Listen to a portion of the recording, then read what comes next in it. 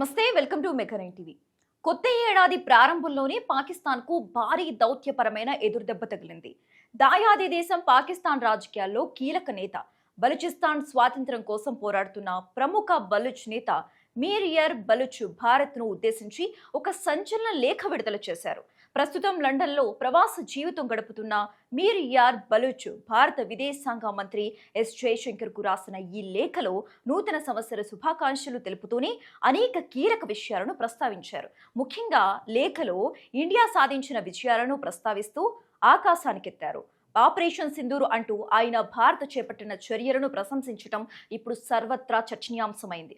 ఓవైపు భారత్ను పొగుడుతూనే మరోవైపు ఈ లేఖలో చైనా విషయంలో అప్రమత్తంగా ఉండాలని పాక్కు డెడ్లీ వార్నింగ్ ఇచ్చారు.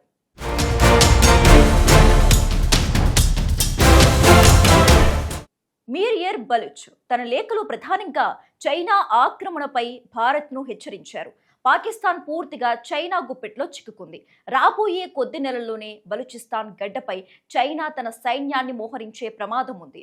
ఇది కేవలం బలూచిస్తాన్ ప్రజలకే కాదు, భారతదేశ భద్రతకు కూడా పెను ముప్పు అని ఆయన లేఖలో ఆందోళన వ్యక్తం చేశారు.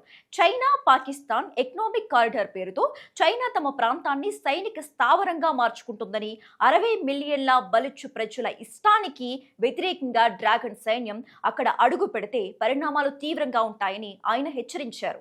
అంతేకాకుండా గతేడాది భారత్ చేపట్టిన ఆపరేషన్ సింధూర్ను ఆయన ప్రత్యేకంగా ప్రస్తావించారు.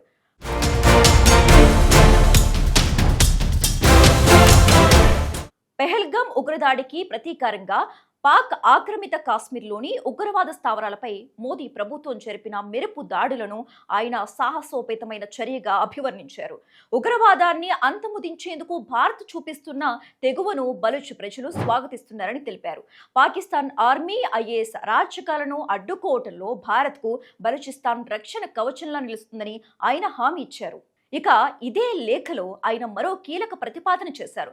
పాకిస్తాన్లోని సింధ్, బలూచిస్తాన్ ప్రాంత ప్రజలు స్వేచ్ఛ కోసం ఎదురుచూస్తున్నారని, పాకిస్తాన్తో దౌత్య సంబంధాలు తెంచుకుని బలూచిస్తాన్ రిపబ్లిక్తో నేరుగా సంబంధాలు పెట్టుకోవాలని భారత్ను కోరారు. తమ స్వాతంత్ర్య పోరాటానికి మద్దతు ఇవ్వాలని రిక్వెస్ట్ చేశారు.